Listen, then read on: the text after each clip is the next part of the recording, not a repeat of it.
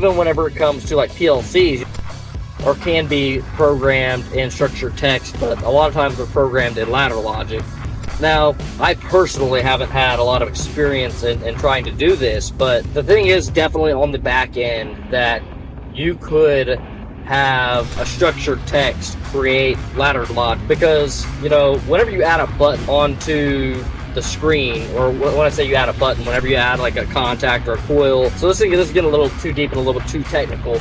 and I'll kind of maybe just breeze over some of this a little bit more. But whenever you add these things inside of your PLC program, there's code in the background that is occurring, that is making that plausible and making that item appear on the screen. So if you took it all the way to the very back end inside of, you know, Allen Bradley's PLC, and then the way that they generate that ladder logic, because it all still boils down to 101% just ones and zeros. Every bit of logic is all ones and zeros at the end of the day.